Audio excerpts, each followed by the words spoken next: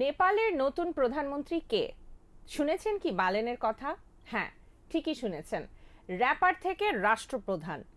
৩৫ বছর বয়সী বালেন্দ্র শাহ, যাকে সবাই বালেন নামে চেনে, শপথ নিয়েছেন নেপালের কনিষ্ঠতম প্রধানমন্ত্রী হিসেবে। শুক্রবার প্রেসিডেন্ট ভবনে জমকালো অনুষ্ঠানে তিনি শপথ নেন।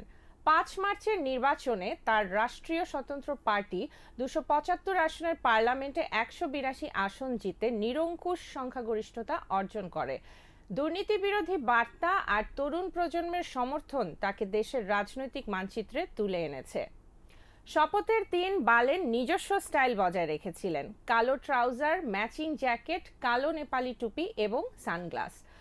অনুষ্ঠানে বিদেশি কূটনীতিকরা এবং সরকারের ঊর্ধ্বতন কর্মকর্তারা উপস্থিত ছিলেন। প্রধানমন্ত্রী হওয়ার আগে বালেন ছিলেন কাঠমান্ডুর মেয়র। মেয়র হিসেবে তিনি শহর পরিষ্কার পরিচ্ছন্ন করতে, অবৈধ ভবন উচ্ছেদ করতে এবং শহরের ঐতিহ্য সংরক্ষণে কাজ করেছেন। কিছু জায়গায় বিতর্কও হয়েছিল, কিন্তু তার কার্যকারিতা স্পষ্ট ছিল।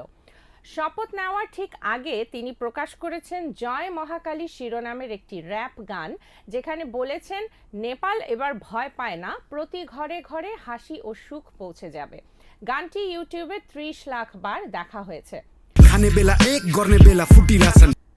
যদিও তিনি সরাসরি আন্দোলনে অংশ নেননি, জেনজি বিক্ষোভকারীদের প্রতি তার সমর্থন ছিল শুরু থেকেই।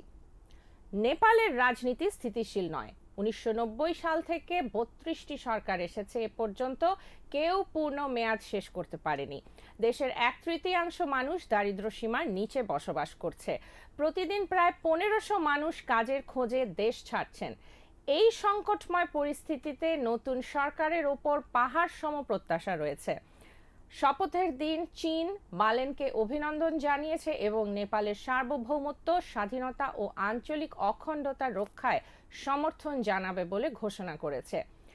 র্যাপার থেকে প্রধানমন্ত্রী বালেন শাহ এর এই যাত্রা শুধু রাজনীতি নয়, বরং যুব সমাজ, সংস্কৃতি এবং পরিবর্তনের প্রতীক। নেপাল এখন নতুন এক অধ্যায়ের পথে।